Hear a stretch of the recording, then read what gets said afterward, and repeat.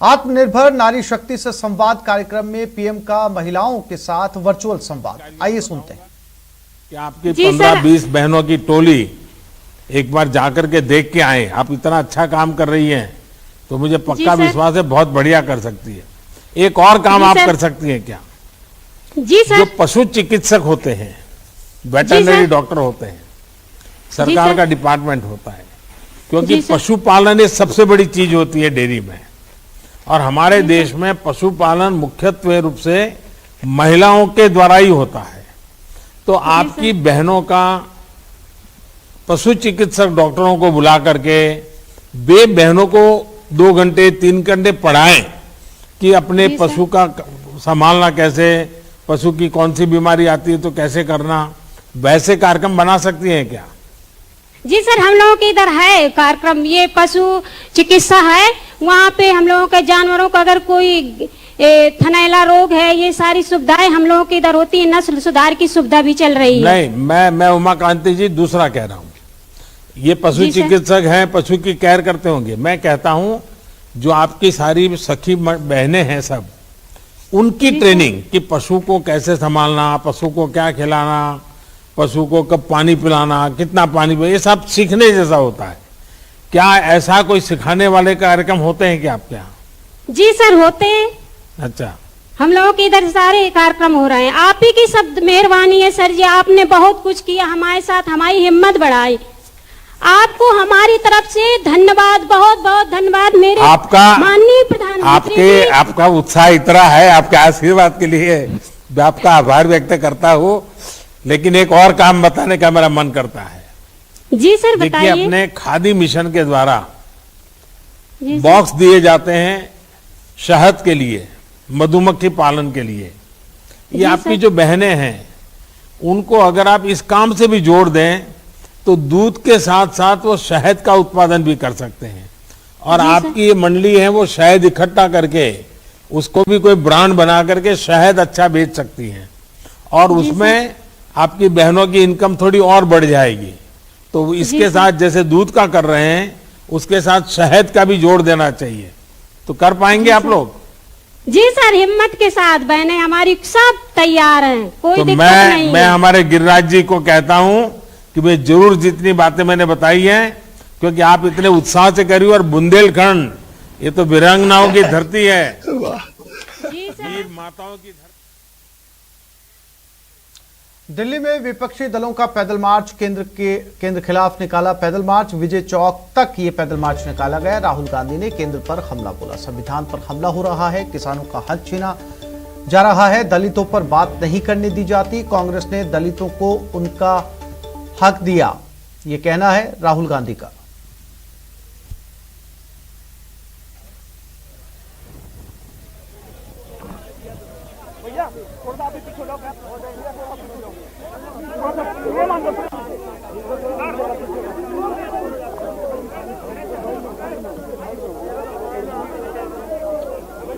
राज्यसभा में सांसदों की पिटाई की गई है। बाहर से लोगों को बुलाकर नीली वर्दी में डालकर सांसदों को धक्का मुक्की मारपीट की गई। और आप ये सवाल पूछ रहे हो कि स्पीकर को दुख हो रहा है, वाइस चेयरमैन को दुख हो रहा है। चेयरमैन की क्या जिम्मेदारी है? चेयरमैन की जिम्मेदारी हाउस को चलाने की है। चेयरमैन ने हाउस को पिछले दिनों में क्यों नहीं चलाया? स्पीकर ने क्यों नहीं चलाया? जो विपक्ष के दिल में बात है वो हम क्यों नहीं रख सकते हैं? इसका क्या जवाब है? मैं आपको बताता हूं। जाइए। मैं आपको बताता हूं, मैं आपको और हिंदुस्तान को बताता हूं यहां हाउस में कौन किस प्रकार से विपक्ष को रोक रहा है। सदन में हंगामे पर सांसद सीपी जोशी का बयान सामने आया। राज्यसभा में विपक्ष ने सारी हदें पार कर दी। कांग्रेस ने सत्र पर पानी फेरने का काम किया। महत्वपूर्ण ओबीसी संशोधन बिल पास हुआ है। दुर्भाग्य से विपक्ष का सहयोग नहीं मिला। विपक्ष की जिम्मेदारी है आलोचना करना। महत्वपूर्ण बिल इस सत्र में आए हैं, लेकिन दुर्भाग्य है कि विपक्ष को जो सहयोग करना चाहिए वो सहयोग इस सत्र में नहीं मिला। विपक्ष की जिम्मेदारी है कि सरकार की कामों की या नीतियों की आलोचना करना निश्चित रूप से विपक्ष का काम है, उनको सुझाव भी देना विपक्ष का काम है। लेकिन दुर्भाग्य कि माननीय लोकसभा अध्यक्ष जी के कई बार अपील के बाद भी, सर्वदलीय बैठक के बाद भी उन्होंने अपनी जिद पर अड़े रहे और लोकसभा और राज्यसभा में तो हद ही पार कर दी। तो इस प्रकार से कांग्रेस का रवैया, विपक्ष का काम है निश्चित रूप से सरकार का विरोध करे, लेकिन चर्चा करके करे। माननीय प्रधानमंत्री जी ने स्पष्ट कहा कि आप मेरे ऊपर जितना कड़ा और जितना तीखा प्रहार कर सकते हो करिए, लेकिन चर्चा करिए। तो विपक्ष को चाहिए था, अगर वो अपने नीति, अपने नियम, अपने सिद्धांत और अपनी पार्टी की बात को रखना चाहते थे तो वो चर्चा में भाग लेते। सीकर सांसद सुमेधानंद सरस्वती का बयान सामने आया। मोदी सरकार पिछड़ों के लिए समर्पित है, दलित गरीब के लिए समर्पित केंद्र सरकार है। बीजेपी ने ही ओबीसी को आरक्षण दिया, आरक्षण पर कांग्रेस झूठ बोलती है। सरकार की माननीय प्रधानमंत्री नरेंद्र मोदी जी की शुरू से एक नीति रही है कि गरीब, पिछड़ा और दलित उसको राहत दी जाए। और जब उन्होंने पहली बार 2014 में शपथ ली थी तब हमारे सामने उन्होंने सेंट्रल हॉल में ये बात कही थी कि मेरी सरकार दलित, पिछड़ा और गरीब के लिए समर्पित रहेगी। और जब जब हमारी सरकार आई है तब भाजपा ने ही ओबीसी को आरक्षण दिया है। जब मंडल आयोग आया तब भी हमारी सरकार उसमें संयुक्त सरकार थी। उसके बाद में जब ओबीसी लागू हुई 1990 में हमारी सरकार थी। तो जब जब भाजपा की सरकार रही है उन्होंने दलितों के लिए काम किया है। जाटों को आरक्षण दिया तो अटल बिहारी वाजपेयी घोषणा करके आए खुद सीकर में, मेरी लोकसभा क्षेत्र में, और उन्होंने आरक्षण दिया।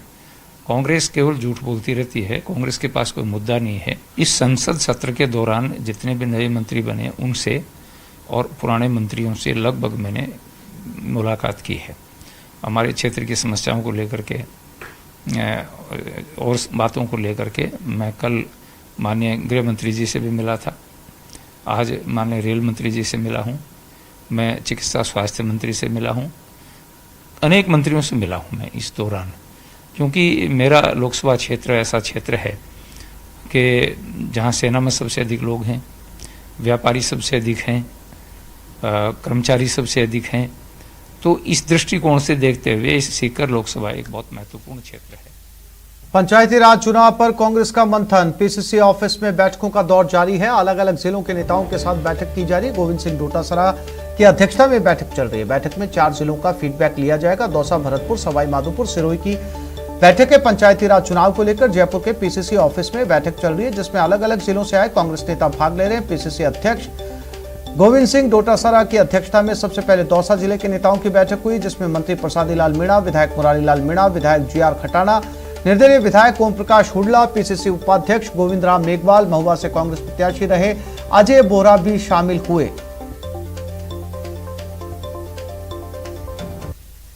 में चाहे नगर निकाय के चुनाव हो, चाहे पंचायत चुनाव हो, उसमें फिर पालाबंदी कर लेते हैं, दूसरी जगह चले जाते हैं। तो ये सब चीज़ें देखने की ज़रूरत है। अभी सभी जिलों के तमाम जो निवर्तमान जिलाध्यक्ष हैं, एमपी चुनाव लड़े हुए हैं, एमएलए हैं या एमएलए में समर्थन दे रहे हैं, एमएलए कैंडिडेट हैं, उन सबको हमने बुलाया है।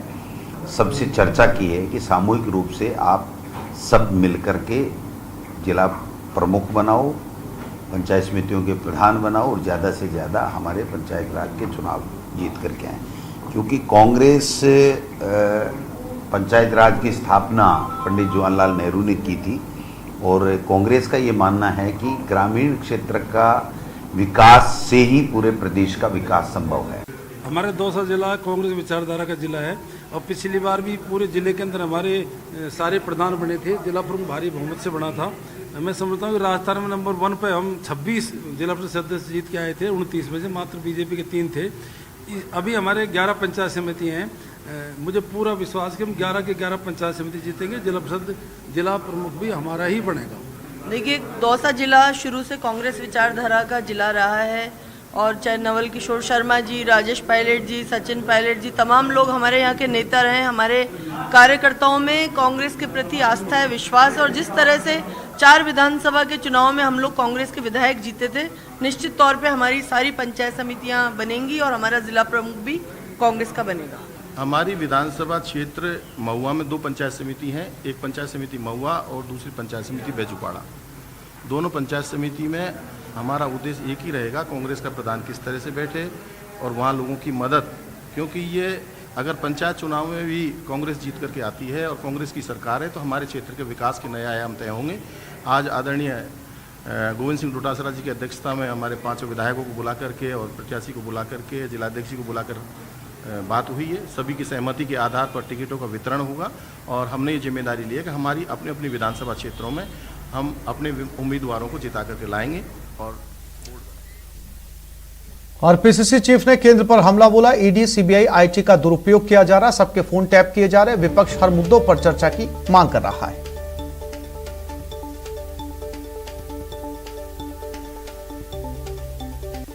दोषारोपण प्रतिपक्ष पे करना बिल्कुल गलत है, मिथ्या कथन है उनका। ये ड्यूटी होती है सरकार की। विपक्ष मांग क्या कर रहा है कि कृषि बिलों के ऊपर आप चर्चा कीजिए। विपक्ष मांग क्या कर रहा है, महंगाई कम करने पे चर्चा कीजिए। विपक्ष क्या कह रहा है कि आप जासूसी करवा रहे हो हम सब की, उसके ऊपर चर्चा करनी चाहिए। उस चर्चा को वो नहीं कर करके ये संदेश देश के लोगों को देना चाहते हैं कि विपक्ष लोकसभा या राज्यसभा नहीं चलने दे रहा है। ये बिल्कुल गलत बात है। उनकी ड्यूटी है कि जो जनता से सीधे जुड़े हुए मुद्दे और जो आरोप उनके ऊपर लग रहे हैं उनका जवाब उनको देना चाहिए और सर्वदलीय बैठक बुला करके उनको विश्वास में लेना चाहिए था प्रतिपक्ष को। यहाँ हम भी तो लेते हैं प्रतिपक्ष को विश्वास में लेकर के। राजस्थान की विधानसभा नहीं चल रही है क्या, बता दीजिए। तो मैं समझता हूँ कि उनकी ड्यूटी है ये। अब जनता के मुद्दे की बात करें नहीं और केवल मन की बात करके और अपने आप को ये साबित करें कि साहब हम तो देश के नहीं सबसे बढ़िया प्रधानमंत्री हैं, तो ये बात तो चलने वाली है नहीं, सब जनता जान चुकी है। वहीं गोविंद सिंह डोटासरा ने केंद्र के साथ साथ बीजेपी पर भी हमला बोलते हुए कहा कि प्रदेश बीजेपी में आपसी फूट है कि हमारी सरकार अच्छा काम कर रही है और जो भारतीय जनता पार्टी की एनडीए जो सरकार केंद्र में बनी हुई है, यहाँ 25 में से 25 सांसद हैं, लेकिन एक व्यक्ति राजस्थान के विकास की बात नहीं कर रहा है। केंद्र से 1 रुपए की कोई सहायता नहीं ला पा रहा है। जो महंगाई है वो सर चढ़ के बोल रही है। सारे लोग दुखी हैं, किसान वर्ग दुखी है, जो सबसे ज़्यादा गांव में रहता है वो किसान दुखी है। भारतीय जनता पार्टी जो प्रतिपक्ष की भूमिका में उनको काम करना चाहिए वो नहीं करके आपस में झगड़े कर रही है। अब कल ही वसुंधरा जी ने देखो, आप कह रहे हैं कि मैं तो दिलों में राज करती हूँ, मुझे पोस्टरों की आवश्यकता नहीं है। एक 2 बार मुख्यमंत्री को ये दर्द बयां करना पड़े कि मेरे पोस्टर गायब कर रहे हैं लेकिन मेरे कोई फर्क नहीं पड़ेगा, तो आप समझ सकते हो कि वो टूटे हुए लोग हैं, बिखरे हुए लोग हैं, वो आपस में झगड़ते हुए लोग हैं, उनको प्रदेश की चिंता नहीं है। कटारिया साहब खुद कह रहे हैं कि विकास की जरूरत नहीं है, राम जी को समुद्र से भाजपा ने निकाल दिया। अब कहाँ तो उनको राम जी मिल गए, कहाँ उन्होंने समुद्र में से राम जी को देखा। भगवान श्री राम के लिए इस प्रकार की बात करके और उनके नाम से वोट लेकर के सत्ता में केंद्र में आने वाली पार्टी आज श्री राम का अपमान कर रही है। महाराणा प्रताप का ये लोग अपमान करते हैं, जिसके शौर्य की गाथाएं हमारे राजस्थान के कण कण में विद्यमान हैं, उनका अपमान करते हैं। अपने ही पार्टी के लोगों का अपमान करते हैं। वसुंधरा जी के लिए कह रहे हैं कि जब उनकी चलती थी तभी उनको टिकट नहीं दिला पाई वो भिंडर साहब को, अब क्या टिकट दिला देगी। इसका मतलब क्या समझते हो आप कि वो ये कहना चाह रहे हैं कि अब वसुंधरा जी के दिन लद गए। तो मैं समझता हूँ आपस का जो झगड़ा है उससे प्रदेश का भला नहीं होने वाला। उनको चाहिए था कि वो ज़्यादा से ज़्यादा प्रतिपक्ष की भूमिका में सरकार की कोई योजनाओं की कमियां खामियां हैं उसको उजागर करते, तो हम लोग उससे सबक लेकर के और अच्छा करते। सरकार की किसी भी योजना में कोई कमी नहीं है। आज तक भारतीय जनता पार्टी एक भी कोई आंदोलन सरकार की, राजस्थान सरकार की किसी योजना के लिए नहीं कर पाई, किसी नीति के विरोध में नहीं कर पाई, आपस में ही झगड़ रहे हैं। मैं समझता हूँ प्रदेश की जनता देख रही है और कांग्रेस पार्टी ने जो अच्छा काम 2.5 साल में किया है और जो वादे हमने घोषणा पत्र में हमारी कांग्रेस पार्टी ने दिया था उसको भी हमने 64% अचीव किया है। वहीं बीजेपी ने भी प्रदेश सरकार पर निशाना साधा। प्रदेश अध्यक्ष सतीश पूनिया ने हमला बोला, घर में कैद होकर वर्चुअल सरकार चल रही है। सीएम 1.5 साल से घर से नहीं निकले, राज्य की जनता की सुध नहीं ली। कोटा संभाग के लोग बाढ़ से परेशान हैं। प्रदेश में कानून व्यवस्था बिगड़ी हुई है। तो अभी भी खड़े हो रहे हैं, घर में रहे हैं तो भी प्रदेश के गृह मंत्री हैं। कानून व्यवस्था की जो स्थिति है, पिछले 1.5 बरस से मुख्यमंत्री घर से दफ्तर नहीं गए, उसकी किसी तरीके की समीक्षा नहीं हुई और अनेकों ऐसे अवसर आए जब राजस्थान की जनता त्रस्त रही। पूरा बहुत बड़ा इलाका बाढ़ से त्रस्त है, बहुत सारी ऐसी दुर्घटनाएं हुई। उन सब बातों के लिए प्रदेश का मुखिया यदि कैद रहेगा और ये लॉजिक दे कि मैं बाहर जाऊंगा प्रोटोकॉल टूटेगा और लोग कोरोना फैलने का आरोप लगाएंगे, मुझे लगता है राजस्थान में तो कोरोना से बड़ी बीमारी खुद सरकार अपने आप में संक्रमण फैला रही है।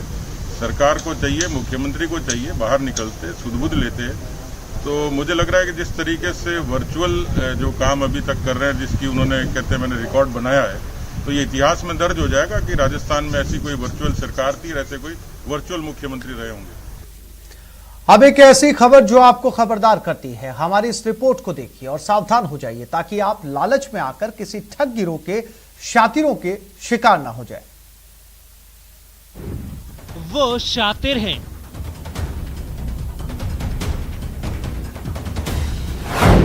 वो फरेबी हैं,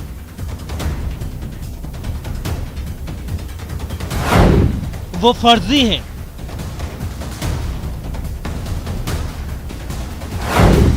वो महाठग हैं, वो फिल्मी स्टाइल में ठगते हैं, वो ठग्स ऑफ हरियाणा है। चूरू की सादुलपुर पुलिस की पकड़ में आई ये वो 6 शातिर हैं जो पैसा दोगुने करने का झांसा देकर लोगों को ठगा करते थे, लेकिन अब ये अपने असली ठिकाने पहुंच गए हैं। पुलिस ने जब इन शातिरों को दबोचा तो इनकी करतूत सुनकर वो भी हैरान रह गई। ठगी के लिए जो ये तरीका अपनाते थे वो हैरान करने वाला था। ये शातिर फिल्मी स्टाइल में लोगों को ठगते थे। पहले पैसे डबल होने का झांसा देते थे। एक टीम शिकार को पैसे लेकर ठिकाने पर बुलाती थी, असली रकम लेकर नकली नोटों की गड्डी देती थी, जिसमें आगे पीछे एक एक असली नोट और बीच में सफेद कागज लगे होते थे। ये गैंग है जो पैसे डबल करने के लेके लोगों को गुमराह करके प्रलोभन देते हैं और कुछ नोट जो इनकी जो गड्डियाँ होती हैं उनके ऊपर असली नोट रखते हैं और उन बीच में कागज के वैसे गड्डी बना देते हैं और फिर अपने क्लाइंट को अपने बातों में उलझा के बुलाते हैं। लेकिन ठगी का ये खेल नकली नोट पर आकर ही खत्म नहीं होता था। लेन देन करने के बाद शुरू होता था इन फरेबियों का असली खेल। पुलिस की वर्दी में मौके पर दूसरी टीम पहुंचती थी, पीड़ित को नकली नोट का धंधा वाला डर दिखाती थी, असली नोट के साथ अपनी टीम को साथ ले जाती थी और जाते वक्त नकली नोट भी पीड़ित से ले जाते थे। 2 टीम रहती है ये, एक टीम पहले आगे वो गड्डियां दिखाती है और उनसे जो तय की हुई रकम वो लेकर वो गड्डियां देके जैसे ही रवाना होते हैं तो उनकी दूसरी टीम जो फर्जी पुलिस की वर्दी पहन के हुए आती है और पुलिस का भय दिखाते हुए कि पुलिस आ गई, उनको जो वो गड्डियों वाली जो फर्जी गड्डियों की नोट देते हैं वो भी वापस छीन लेते हैं। और जो सरकार उन्होंने पूर्व में भी कई जिलों के अंदर वारदात की है जिसमें पूछताछ की जा रही है। लेकिन फर्जी वर्दी वाले इन ठगों को असली वर्दी वालों ने उस वक्त दबोच दिया जब झुंझुनू के रहने वाले एक युवक के पास इन ठगों ने फोन किया, पैसे डबल की बात कहकर उसे झांसे में लिया और फिर ठगों ने युवक को सादुलपुर के हिसार रोड पर बुलाकर उसे इसी अंदाज में ठग लिया। पीड़ित की शिकायत पर पुलिस एक्शन में आई और 24 घंटे के अंदर हरियाणा के इन शातिर ठगों को गिरफ्तार कर लिया। साथ ही पीड़ित से वसूली गई 1 लाख की रकम और गाड़ी बरामद कर ली। पुलिस अब इन शातिर ठगों से इस गैंग में शामिल अन्य लोगों के बारे में पूछताछ कर रही है। चूरू से न्यूज 18 के लिए मनोज कुमार की रिपोर्ट। जमीन के टुकड़े के लिए दो परिवार आपस में भिड़ गए और करौली में कोहराम मच गया। घटना हिंडौन के महू इब्राहिमपुर गांव की है, जहां जमीन के एक टुकड़े को लेकर सालों से चले आ रहे विवाद में दो परिवारों के लोग आमने सामने आ गए। फिर क्या था, धारदार हथियार के साथ लाठी डंडे निकल आए और लोग एक दूसरे के खून के प्यासे हो गए। करीब आधे घंटे तक हुई इस खूनी जंग में 4 महिलाओं सहित 6 लोग घायल हो गए। बाद में स्थानीय लोगों ने बीच बचाव कर मामला शांत करवाया। घायलों को अस्पताल में भर्ती करवा दिया गया है और पुलिस ने केस दर्ज कर जांच शुरू कर दी है।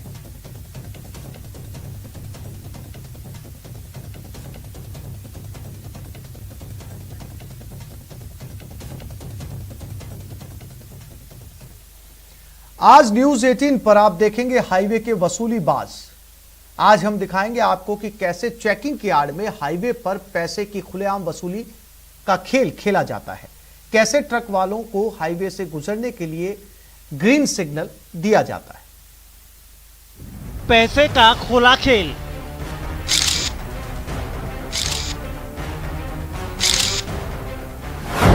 पहले पैसे फिर पास। हाथ दिया, वसूल किया।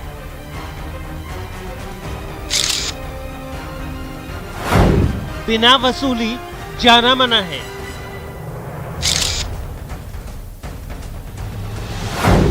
हाईवे के वसूलीबाज।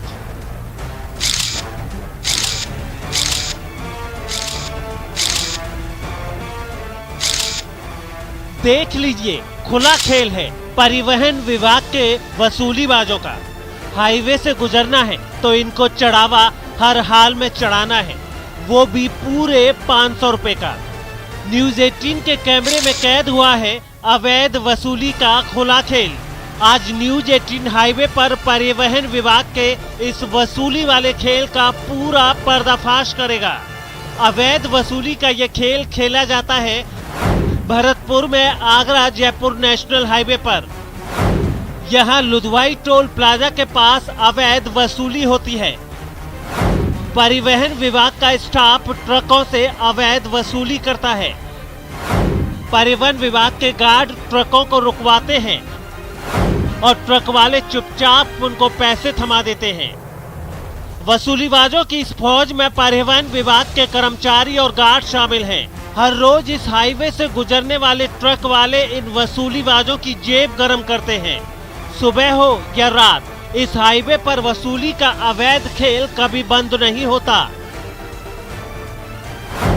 परिवहन विभाग हाईवे पर रूटीन चेकिंग करता है। सड़क किनारे परिवहन विभाग की गाड़ी खड़ी हो जाती है। हाथ में डंडा और मुंह पर कपड़ा बांधे वसूलीबाज अपने धंधे पर लग जाते हैं।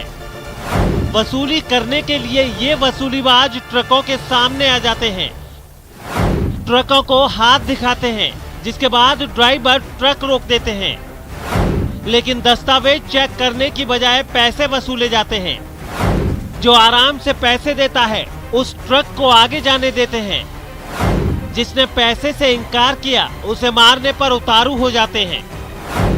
हाईवे से दिन भर में हजारों ट्रक निकलते हैं और परिवहन विभाग की मोटी कमाई हो जाती है।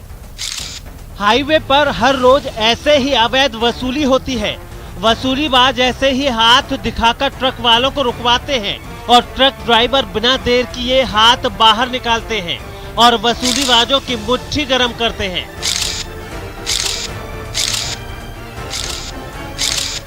और पैसा मिलते ही ये गार्ड ट्रक वालों को आगे बढ़ने का ग्रीन सिग्नल देते हैं। सब कुछ साफ साफ है, लेकिन पूछने पर वसूली वाले खेल से परिवहन विभाग खुद को बेखबर बता रहा है। ओवरलोडिंग की कार्रवाई और दस्तावेजों की चेकिंग की सफाई दी गई। जांच का जुमला भी उछाला गया, लेकिन बड़ा सवाल यही है, क्या वाकई परिवहन विभाग के अधिकारी अवैध वसूली से अनजान हैं? क्या वसूली वाले खेल में सिर्फ निरीक्षक और गार्ड ही शामिल हैं? भरतपुर से दीपक पुरी की रिपोर्ट। भले आपकी बीमारी दूर ना हो, लेकिन इलाज के नाम पर आपको कमीशन तो देना पड़ेगा। भरतपुर जिले के सरकारी अस्पतालों में यही धंधा चल रहा है। जिले के रूपवास सीएचसी का ऐसा एक वीडियो सोशल मीडिया पर वायरल हो रहा है, जिसमें इलाज के नाम पर कंपाउंडर मरीजों के परिजनों से 50 रुपए कमीशन लेता है। जानकारी के मुताबिक ये वीडियो एक मरीज के परिजन ने बनाया है। बताया जाता है कि बलवीर नामक एक शख्स को कुत्ते ने काट लिया, जिसके इलाज के लिए वो सीएचसी पहुंचा, जहां उसे महेश नाम का कंपाउंडर मिला। कंपाउंडर ने टिकट और डॉक्टर की फीस के नाम पर 70 रुपयों की डिमांड की। जब बलवीर ने सरकारी अस्पताल में फ्री में इलाज की बात कही तो कंपाउंडर ने कल आने को कहा। मजबूर बलवीर को 70 रुपए कंपाउंडर को देने पड़े, लेकिन बलवीर के साथी ने पूरी घटना का वीडियो बना लिया और सोशल मीडिया पर वायरल कर दिया, जिसके बाद सीएमएचओ का कहना है कि जांच के बाद कार्रवाई की जाएगी। और खंड मुख्य चिकित्सा अधिकारी को तथ्यात्मक रिपोर्ट भेजने के लिए बोला है। जैसे ही रिपोर्ट आएगी उसके आधार पर कार्रवाई अग्रिम सुनिश्चित करवा दी जाएगी। नहीं, अभी तथ्यात्मक रिपोर्ट आना बाकी है। मैंने खंड मुख्य चिकित्सा अधिकारी को सुबह ही पाबंद कर दिया था और वो आज दोपहर बाद तक मेरे पास में रिपोर्ट भेज देंगे और उसी के अनुसार आगे की अनुसार कार्रवाई। ब्रेक के बाद देखेंगे डूबते को यूट्यूब ट्यूब का सहारा।